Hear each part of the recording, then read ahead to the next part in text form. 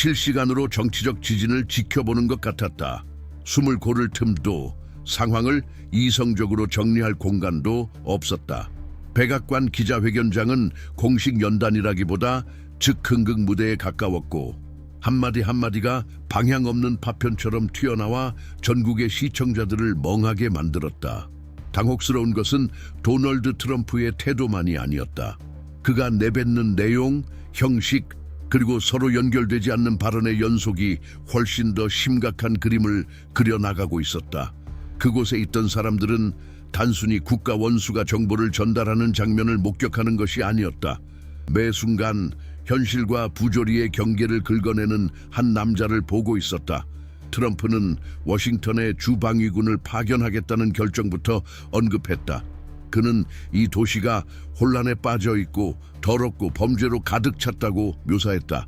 하지만 긴장은 그가 이 결정을 이른바 범죄 폭증에 근거했다고 주장하면서 시작됐다.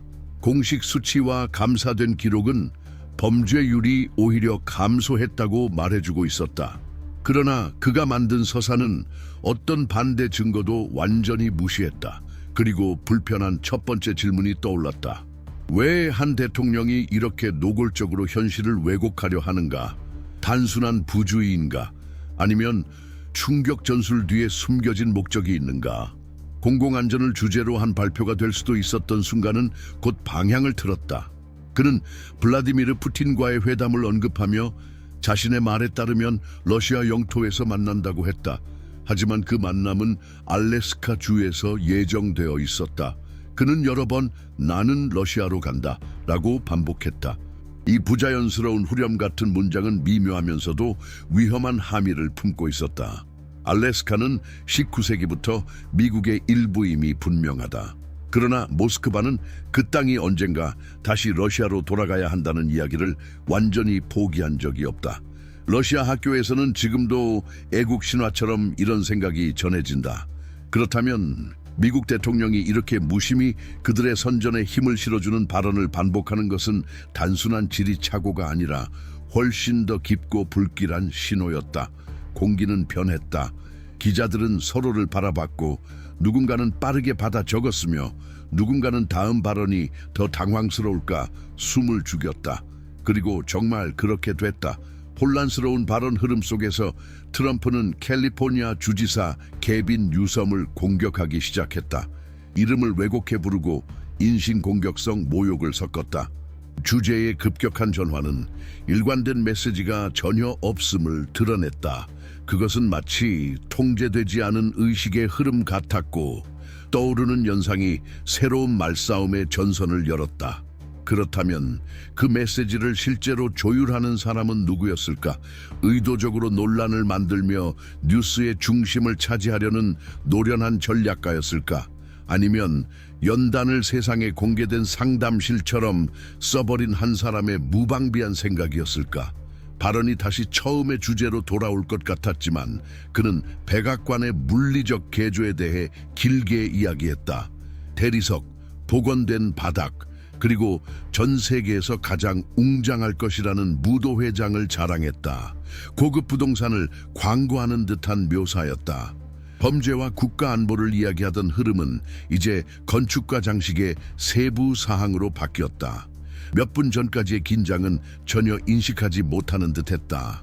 귀에 깊게 듣는 사람이라면 이런 주제 전환이 초점을 흐리려는 시도처럼 느껴졌을 것이다. 그러나 무엇을 흐리려는 것일까? 그리고 주거 복지에 관한 발언이 나왔다. 트럼프는 저소득층 주택에 대해 노골적인 혐오감을 드러냈다. 왜 이런 주택을 지어야 하는지 의문을 제기했고 과거 자신이 여기에 관심을 가진 이유는 오직 수익 때문이었다고 했다. 존엄, 포용, 사회적 필요에 대해서는 단 한마디도 없었다. 오직 시장 가치뿐이었다. 수백만 명의 국민이 죽어 정책에 의존하는 상황에서 국가 지도자가 인도적 가치를 부정하는 장면이었다. 여기서 분명해졌다. 그의 서세는 의도적인 분열, 즉 가치 있는 사람과 그렇지 않은 사람을 나누는 경계가 있었다. 하지만 정치적 스캔들로 충분할 것 같았던 순간 그는 우크라이나와 볼로디미르 젤렌스키 대통령에 대해 말하기 시작했다. 침공을 당한 국가의 저항을 지도력 실패처럼 묘사했다. 영토를 국민 승인 없이 양도할 수 없다는 젤렌스키의 입장을 비판하며 그것이 평화를 방해한다고 암시했다. 이어 러시아로부터 들었다는 말을 근거로 영토 교환이 있을 것이고 그것이 긍정적이라고 말했다. 물론 나쁜 점도 있다고 덧붙였지만 그보다 중요한 건 한 미국 대통령이 적대국으로부터 얻은 정보를 바탕으로 전쟁 전망을 말하고 있었다는 점이었다. 푸틴에 대해서는 옹호하고 전쟁 중인 동맹국에 대해서는 가혹한 비판을 하는 그의 태도는 불편한 우선순위를 드러냈다. 그럼에도 그는 독특한 감사 인사를 남겼다. 푸틴이 미국 땅을 방문하려 한다는 사실을 매우 존중한다고 한 것이다. 그가 보기엔 그것만으로도 외교적 성취였다. 그러나 회견 전체를 감싸고 있던 인상은 충성심의 방향이 거꾸로 뒤집혀 있다는 것이었다. 러시아 지도자에겐 찬사, 우크라이나 동맹에겐 냉대, 그리고 회견의 본래 주제였던 워싱턴의 치안 문제는 점점 사라지고 있었다. 그의 한마디 한마디는 공적 논쟁에 상처를 남기려는 듯했다. 회견은 아직 끝나지 않았지만 전반부만으로도 이것이 미국 정치의 평범한 하루가 아님을 알 수 있었다. 즉흥, 모순, 위험한 지정학적 도발이 한자리에 모인 순간이었다. 앞으로 이어질 발언은 그 경계를 더 밀어붙일 수도 있었다. 이것이 계획된 행동인지 아니면 더 이상 자기 발언을 스스로 통제하지 못하는 한 대통령의 모습인지가 남은 질문이었다. 그 다음 날은 혼란스러운 꿈에서 깨어난 듯한 아침이었다. 그러나 그 꿈은 이상하게도 매우 현실적으로 느껴졌다. 이른 아침 대도시의 젖은 거리를 비추는 불빛이 아직 깜빡이는 동안 라디오, TV 방송, 그리고 소셜미디어는 이미 편집된 연설 장면들로 가득 차 있었다. 각 편집본은 단독으로도 뜨거운 논쟁거리를 만들 만한 내용을 담고 있었다.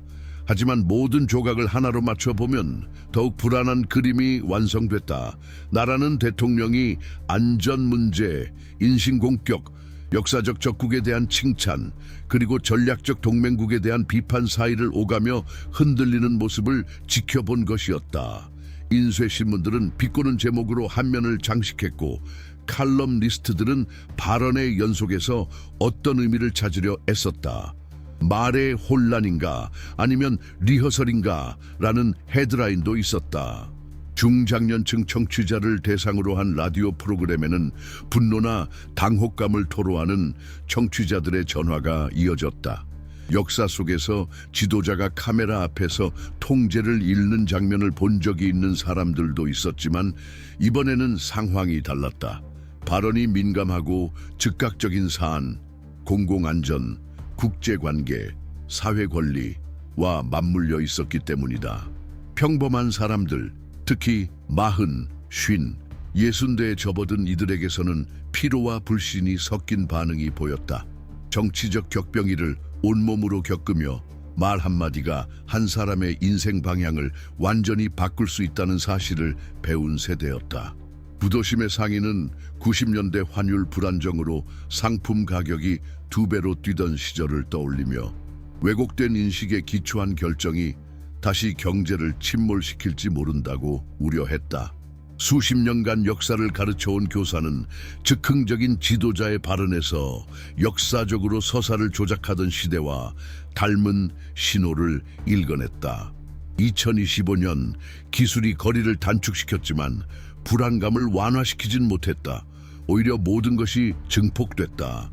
백악관에서의 한마디가 몇 초 만에 전국을 가로질러 텍사스 시골의 은퇴자나 시카고 교회의 간호사의 휴대전화로 도착했다. 그들은 서로 다른 시각을 가졌지만 같은 충격을 처리하고 있었다. 누군가는 국가 주권을 의심하게 만드는 발언이 일상화되는 위험에 주목했다. 또 다른 이들은 저소득층에 대한 경멸을 예고편처럼 받아들이며 더 배제적인 정책이 다가오고 있다고 느꼈다. 카페, 병원 대기실, 버스 정류장, 거실에서는 개인의 기억이 묻어나는 대화가 오갔다. 사람들은 소박한 집을 마련하고 자녀를 키우며 세금과 불황 속에서도 작은 가게를 지켜낸 이야기를 나누었다. 대통령이 호화 무도회장 건설에 대해 자랑하면서 서민 주거를 경멸하는 말을 하는 것을 들은 이들은 마치 평행 세계에 사는 듯한 기분을 느꼈다. 할부금을 한 푼 한 푼 힘들게 갚아본 사람에게 그런 공개적인 사치는 리더십이 아니라 단절로 들렸다. 반응은 국외에서도 나왔다. 국제 분석가들은 트럼프의 알래스카 관련 발언이 모스크바에 의해 민족주의 선전을 강화하는 데 이용될 수 있다고 경고했다. 이미 지역 분쟁과 치열한 무역 경쟁으로 분열된 세계에서 영토에 대한 어떤 모호함도 경쟁국의 전략적 기회로 보였다. 냉전 시절부터 역사의 흐름을 지켜본 이들에게 이런 가능성은 불편한 기억을 불러일으켰다. 60대의 사람들은 미국 대통령이 적대국의 시각과 이렇게 닮은 말을 할 줄은 꿈에도 몰랐다고 말했다. 이 소용돌이 속에서도 일상은 계속되었지만 새로운 수준의 불안이 배어 있었다. 소규모 투자를 가진 사람은 정치 불안이 시장에 영향을 미칠지 궁금해했다. 주거복지 프로그램에 의존하는 사람은 삭감이나 제한을 두려워했다. 자녀나 손주를 둔 사람은 어떤 나라를 다음 세대에 물려줄지 고민했다. 그리고 무엇보다 많은 사람들의 머릿속에 울리는 질문이 있었다. 이것이 단발성 사건인가? 아니면 점점 강해질 패턴의 시작인가? 정치평론가들은 일반 대중이 연설 속 숨은 메시지를 이해하도록 돕기 위해 복잡한 함의를 풀어 설명했다. 우크라이나 영토 교환 발언이 그냥 흘린 말이 아니라 외부 의제에 동조하는 신호일 수 있다는 것. 전쟁 중인 동맹국을 비판하면서 적대국을 칭송하는 것이 수십 년간의 동맹 구조를 재편할 수 있다는 것. 그리고 국내 문제와 지정학적 사안을 뒤섞어 혼란스럽게 다루면 내부 불안을 키우는 동시에 적국에 기회를 줄 수 있다는 것. 식탁 위의 대화는 더 무거워졌다. 가족 분위기를 지키기 위해 정치 이야기를 피하던 사람들이 이제는 반드시 논의해야 한다고 느꼈다. 어떤 가정은 2008년 금융위기 같은 과거의 위기를 떠올리며 같은 실수를 반복할까 두려워했다.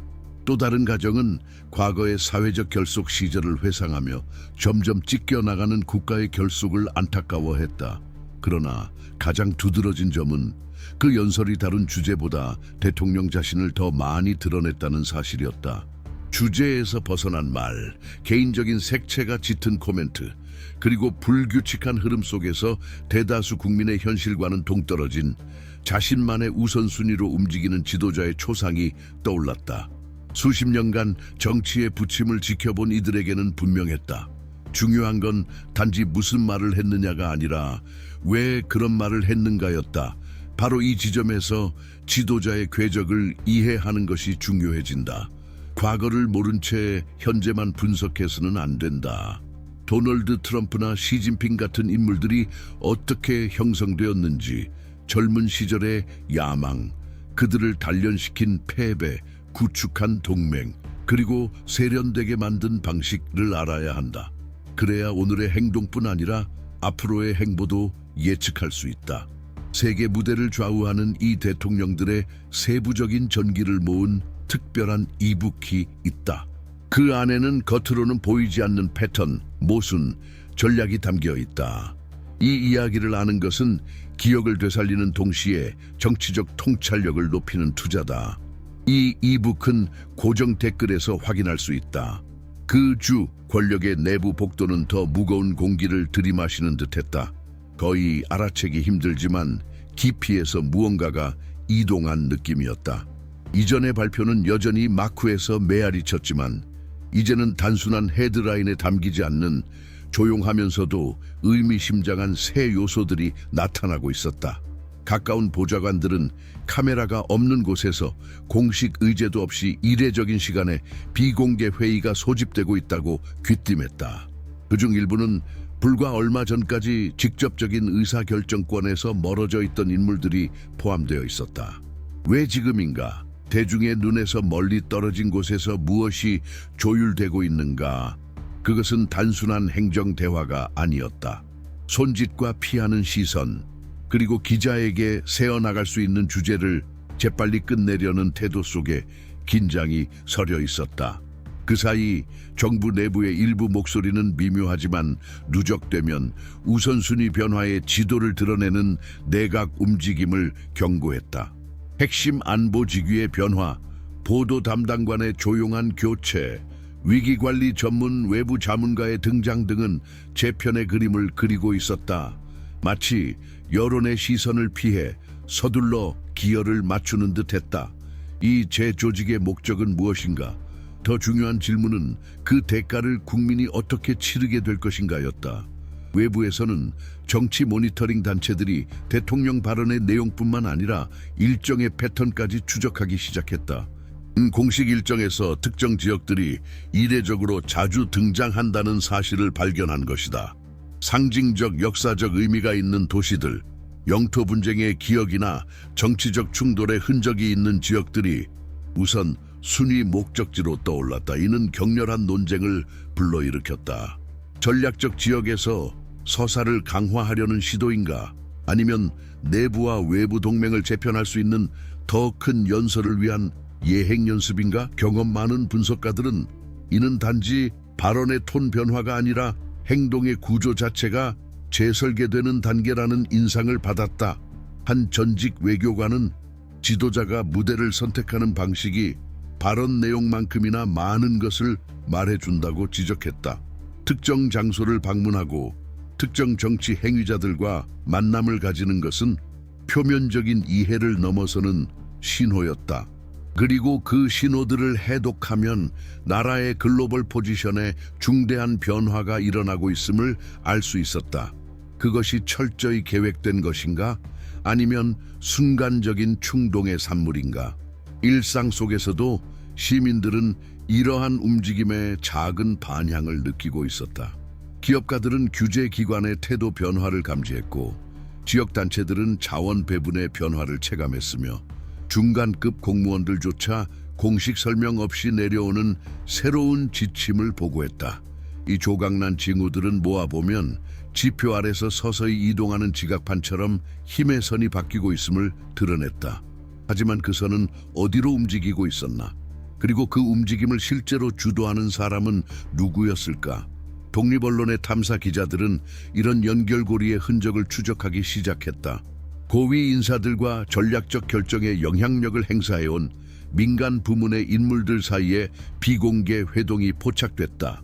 일부는 공식 일정에 없었지만 항공편 기록, 이동 동선, 긴급 계약 등 간접 증거가 남아있었다.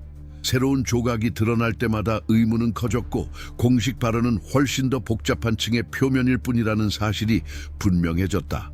문화적 상징적 요소도 치밀하게 활용되고 있었다. 지역 행사 연설에는 특정 역사적 시기를 의도적으로 소환하는 언급이 늘었다. 영광의 시절이나 국가적 극복의 순간이 언급되었고 이는 자발적인 발언이 아니라 청중과의 정서적 유대를 만들기 위한 장치였다. 그 유대는 원래라면 저항을 받을 만한 제안에 길을 터주었다. 이는 중요한 의문을 던졌다.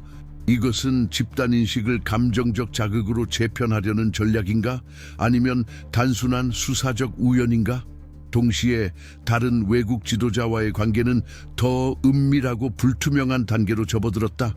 외교 채널을 통해 걸러진 정보에 따르면 언론의 통상적 보도 없이 주요 인물들과의 비공개 대화가 진행되고 있었다. 그 내용은 제한적으로만 알려졌지만 투명성의 부재는 장기적 영향을 미칠 수 있는 합의를 가능하게 할 수도 있었다. 국민은 중요한 결정이 대중의 감시 없이 이루어질 수 있다는 사실을 얼마나 알고 있었을까? 대부분의 시선이 다른 위기로 향하는 사이 이런 지하 작업은 점점 뼈대를 갖춰갔다. 작은 입법 조정, 눈에 띄지 않는 행정명령, 기술적으로만 보이는 포고령들이 모여 몇 달 안에 판도를 바꿀 수 있는 흐름을 형성했다. 그리고 공중에 떠있는 질문은 이것이었다. 우리는 올바른 이야기를 따라가고 있는가? 아니면 표면적인 줄거리에만 몰두한 채 진짜 이야기가 초점 밖에서 벌어지는 것을 놓치고 있는가? 오랜 세월 정치의 부침을 겪은 이들에게 이런 시기는 단순히 뉴스를 소비하는 것을 넘어선 무언가를 요구했다. 신호를 세심히 읽고 행간을 살피며 당연한 것을 의심하는 태도였다. 말해지는 것만큼이나 생략되는 것이 중요하다. 생략이 쌓이면 그것만의 지도가 만들어지고 그 지도는 좀처럼 드러나지 않는 의도를 가리킨다. 그 모든 중심에는 대통령의 모습이 있었다. 한 개인이라기보다 서로 다른 그리고 종종 상충하는 이해관계가 모이는 교차점이었다. 그의 공개 석상 발언은 언제나 열린 결말의 한 장으로 다양한 방식으로 해석될 준비가 되어 있었다. 그리고 아마도 불안을 키우는 본질은 바로 여기에 있었다. 눈에 보이는 것이 실제로 일어나고 있는 일인지 아니면 나중에 드러날 무언가를 위한 연출인지 모른다는 점이다. 그래서 앞으로의 행보를 지켜볼 때는 그 어느 때보다 눈을 예리하게, 기억을 선명하게, 그리고 대화를 이어갈 의지를 유지하는 것이 중요하다. 사적인 대화, 공개 토론, 심지어 소셜미디어의 댓글까지도 이 그림을 그리는 데 역할을 한다. 그리고 많은 사람들이 어둠 속에 두고 싶어 하는 것을 밝히는 유일한 도구는 바로 대화다. 그 순간 이어진 일련의 전략적 움직임들은 공식 회의나 공개 성명서의 시나리오를 따르는 것 같지 않았다. 작은 몸짓들이 온전한 연설보다 더 큰 무게를 지니고 있었다. 도대체 무엇을 의미하는 걸까? 가장 중요한 신호들이 거의 눈에 띄지 않게 지나가는 그런 상황에서 말이다. 그리고 그 신호들을 충분히 명확하게 해석해 다음 수를 예측할 수 있는 사람은 과연 누구일까? 마쿠에서는 하나의 패턴이 형성되기 시작하고 있었다. 하지만 그것은 분석가나 평론가들이 즐겨 다루는 뻔한 표면 위에서 드러나는 것이 아니었다.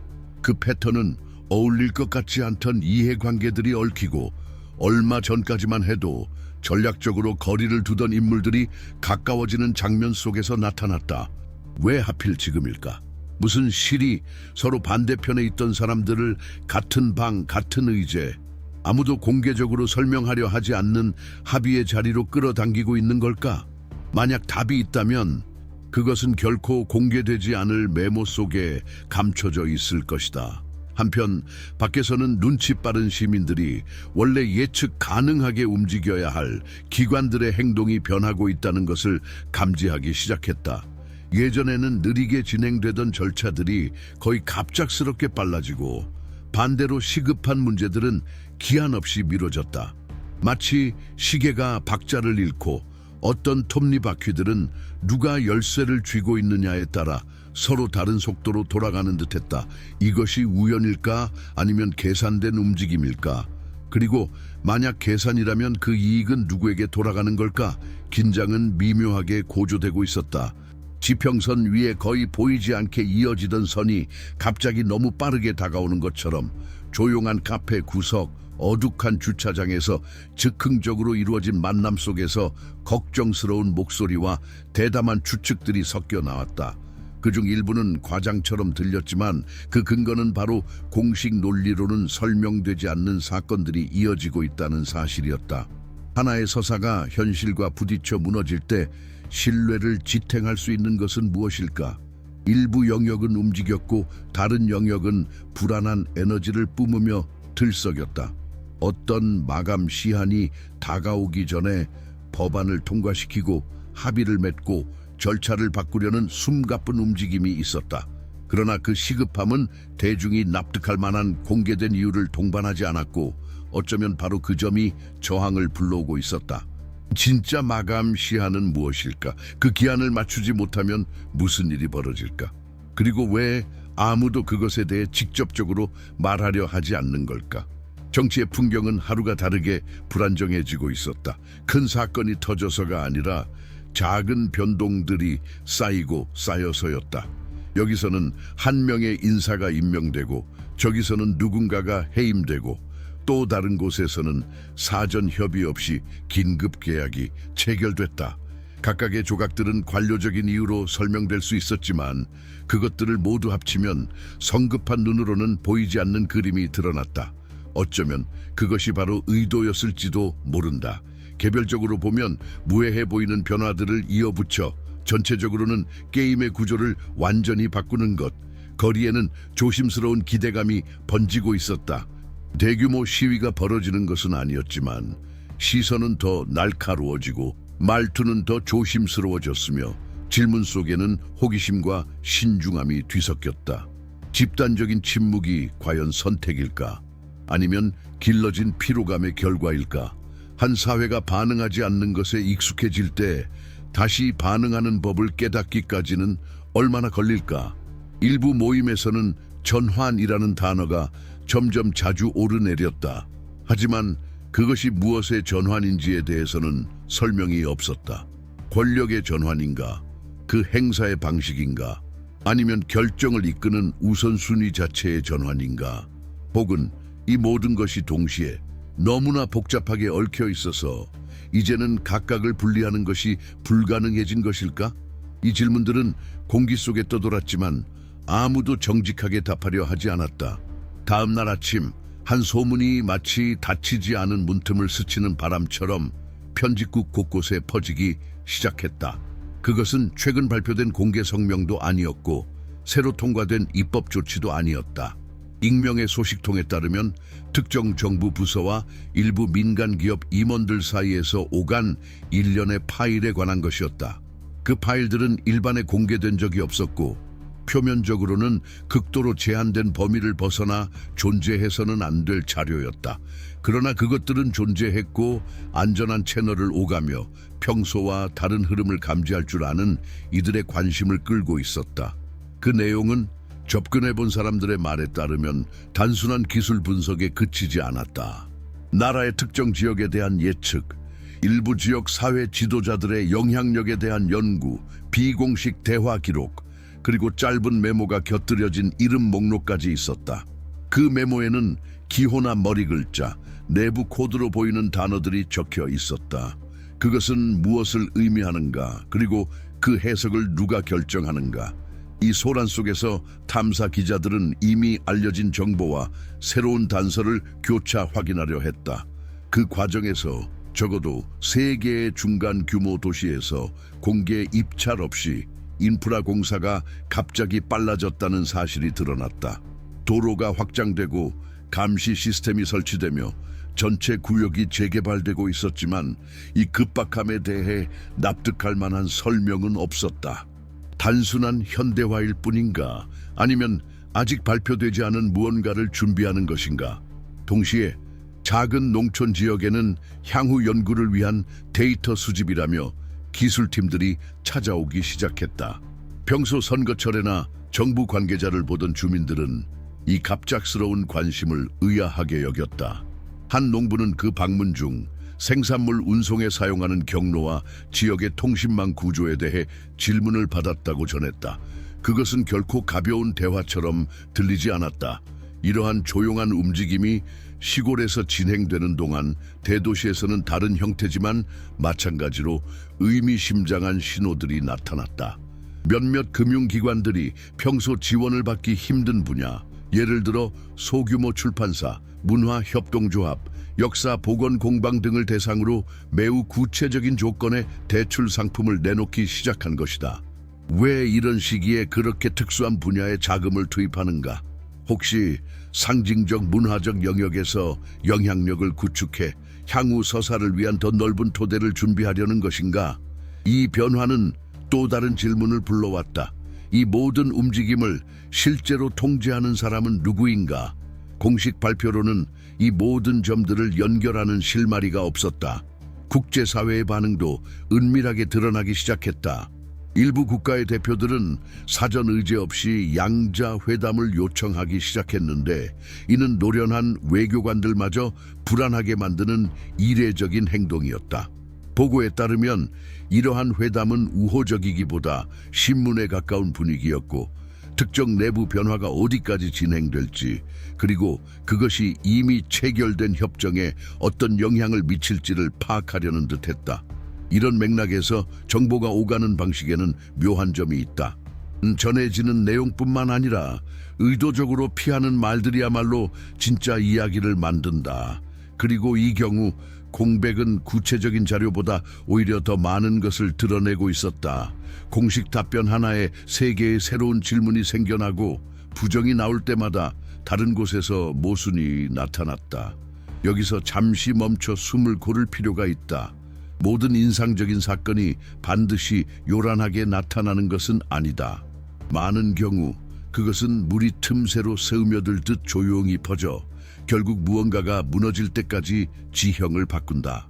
그리고 무너지는 순간 그 전까지 보이지 않던 것이 더 이상 외면할 수 없는 현실이 된다. 다시 사실의 표면으로 돌아가면 또 다른 이야기가 형체를 갖추기 시작했다. 한 지역 비공개 회의에서 에너지 분야 대표가 새로운 투자 대상 지점을 정밀하게 표시한 지도를 제시했다고 한다. 그런데 그 지점들은 앞으로 몇 달 안에 큰 정치적 변화가 예상되는 지역과 정확히 일치했다. 단순한 우연일까? 한편 학계에서는 공공기관이 발주한 연구들이 국가 의제와는 다소 거리가 있는 주제에 집중하기 시작했다는 것을 몇몇 연구자들이 포착했다.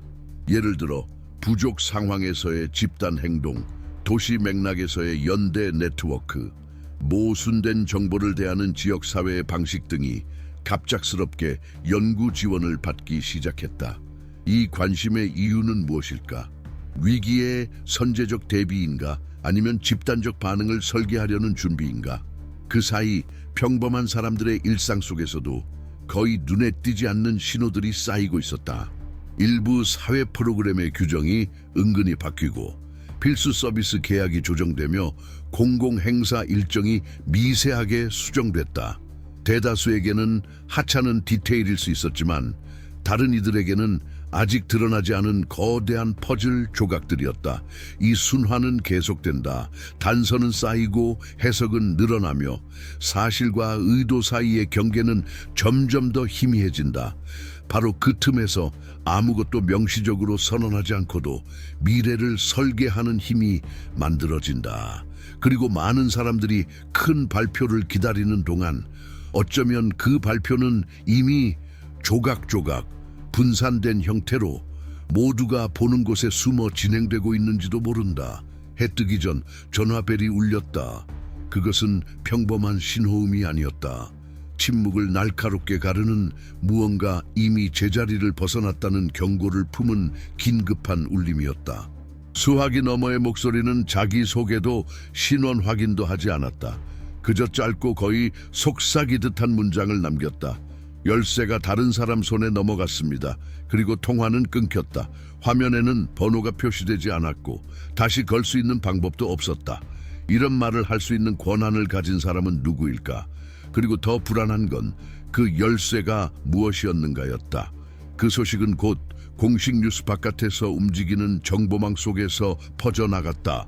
그곳에서는 정보가 완전한 형태를 갖추기 전에 먼저 흐른다. 대화는 닫힌 방 안에서, 그리고 사람들이 오가는 한적한 모퉁이에서 잇따라 이어졌다. 마치 평범한 공간에서는 이 주제를 크게 말할 수 없는 듯했다. 누구도 쿠데타나 지도자 교체를 언급하지 않았다. 그것은 훨씬 복잡했고 명확히 짚어내기 어려운 일이었다. 겉보기에 서로 무관해 보이는 특정 결정들의 통제권이 바뀌고 있었는데 그 결정들이 전체 분야의 향방을 좌우하는 성격을 띠고 있었던 것이다. 누가 이 결정을 넘겼는가? 그리고 더 꺼림칙한 것은 누가 그것을 받아들였는가였다. 일부 관청에서는 겉으로는 사소해 보이지만 동시에 일어나는 변화들이 나타나기 시작했다. 과거에는 오래 걸리던 문서 검토가 불편할 정도로 빠르게 끝나고 인허가는 거의 즉시 승인되었다. 반면 꼭 필요한 요청들은 설명 없이 뒤로 밀렸다. 마치 누군가가 우선순위 목록을 바꿔놓아 소수 집단에 유리한 것만 맨 위에 올려둔 듯했다. 그런데도 아무도 그 기준이 무엇인지 알지 못했다. 더 불안한 점은 이것이 단순히 정치나 경제의 문제가 아니라 인간적인 요소를 포함하고 있었다는 사실이었다.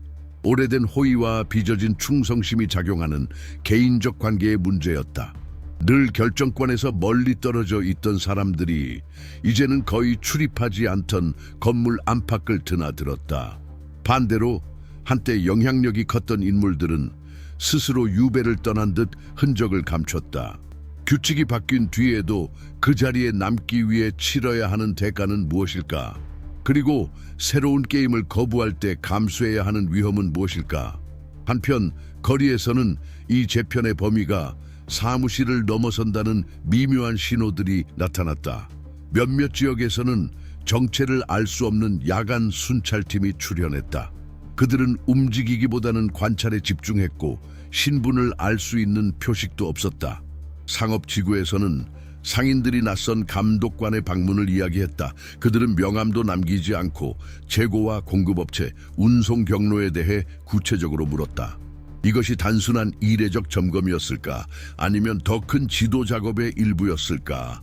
비공개 모임에서 전략적 정보에 접근할 수 있는 사람들은 새로운 형태의 통제에 대해 이야기했다. 그것은 무력이나 명확한 법의 강제에 의한 것이 아니었다. 각자가 조금씩 무언가를 포기하고 나머지는 그대로 남아있을 것이라 믿게 만드는 방식이었다. 그러나 결국 남는 것은 거의 없었다. 이는 직접적인 강요가 아니라 계산된 약속과 맞바꾼 점진적 동의로 구축된 권력이었다. 그리고 모든 기여가 교체되는 과정에서 늘 그렇듯 잡음이 발생했다. 몇몇 결정이 공개적으로 모순되기 시작하면서 내부에서 방향성을 두고 이견이 있음을 드러냈다. 하루 아침에 내려진 지시가 그날 오후에 이유 없이 철회되기도 했다. 이 내부 지침의 주도권을 놓고 다투는 사람들은 누구일까? 그리고 그 다툼이 모두의 눈에 보이기까지는 얼마나 걸릴까? 동시에 표면을 진정시키기 위한 평행서사가 만들어지고 있었다. 공식 발표에서는 행정조정, 현대화 사업, 자원 재배치를 이야기했다. 하지만 그 부드러운 단어들은 가까이에서 지켜보는 이들을 속이지 못했다. 각 조정은 옛 질서가 이름 없는 무언가로 대체되고 있음을 아는 사람들에게 보내는 신호였다. 그 무언가는 이미 단단히 작동하고 있었다. 또한 다수의 눈에 띄지 않는 상징적 요소도 존재했다. 공식 행사에서 음악이 더 신중히 선택되고 상징물이 미묘하게 위치를 바꾸었으며 예전에는 빠질 수 없던 인물들이 자리를 비웠다. 마치 작은 무대 장치의 변화가 대중이 새로운 줄거리를 받아들이도록 준비시키는 듯했다. 이미 그 줄거리의 일부가 되었음을 깨닫지 못한 채 말이다. 세부 사항 속에 스며든 변화를 그것이 공식 선언이 되기 전에 막아낼 수 있을까? 누가 새로운 공간을 차지했는지, 누가 힘을 잃었는지, 그리고 권력의 조용한 게임 속에서 어떤 말들이 재배치되었는지가 명확해졌다. 일부에게는 풍경이 더 또렷해진 듯 보였지만 많은 이들에게는 오히려 불확실성이 커졌다. 왜냐하면 일어난 일을 이해하기 위해서는 단순히 사실을 논리적으로 배열하는 것만으로는 부족하기 때문이다. 각 행동 속에 숨은 의도를 밝혀내고 결의의 외피 아래 감춰진 두려움을 읽어내며 순전히 편의에 의해 맺어진 동맹이 얼마나 빠르게 깨지는지를 알아야 한다. 바로 이 순간 질문은 방향을 바꾼다. 무슨 일이 있었나? 에서 이제 무엇이 올 것인가?로 종결의 기운과 함께 묘한 선명함이 따라왔다. 지금까지 드러난 것들이 다음 발걸음이 예측 가능한 경로를 따를 것이라는 보장을 주지 않는다는 사실이다. 역사는 정치든 사회든 종종 완전한 결말을 허락하지 않는다. 모든 것이 해결된 듯 보여도 그 뒤에는 늘 희미한 그늘이 남아있다. 각 답변 속에는 새로운 질문의 씨앗이 숨어 있다는 것을 상기시키는 그늘 말이다. 아마 이것이야말로 지금 이 순간의 진정한 유산일 것이다. 가장 결정적인 흐름은 끝나지 않고 단지 새로운 형태를 취할 뿐이라는 증거. 현재의 장면을 들여다보면 그것을 만든 이들의 기원을 돌아보지 않고는 이해할 수 없다는 것이 분명해진다. 그들이 지금 어떤 직위를 맡고 있는지만 알아서는 충분치 않다. 그들이 걸어온 길, 처음부터 쌓아온 인맥, 그들을 움직이게 한 열정, 그리고 시간이 지남에 따라 다듬어진 방식까지 살펴야 한다. 세계 정세에 직접적인 영향을 미치는 지도자들, 예를 들어 도널드 트럼프와 시진핑의 젊은 시절부터 권력의 가장 은밀한 이면까지를 세밀하고 명확하게 담은 디지털 전자책이 있다. 이 이야기에 깊이 들어가는 것은 각 개인의 특성이 어떻게 전 세계에 울림을 주는 결정으로 변하는지를 보여주는 지도를 손에 넣는 것과 같다. 이 자료에 접근하는 방법은 고정 댓글에 안내되어 있다. 이 이야기가 당신에게 새로운 답을 주었거나 새로운 질문을 불러왔거나 예상치 못한 성찰을 일으켰다면 채널을 구독하고 댓글을 남기며 이 공간과 소통하길 초대한다. 당신의 참여는 단순한 응원의 표시가 아니라 화면 너머에서도 이어지고 각자의 생각 속에 살아남는 대화를 만들어가는 핵심적인 부분이다. 여기까지 함께 걸어와 준 것에 감사드린다. 아직 드러나지 않은 것들이 많고 다음 내용은 이미 준비 중이다.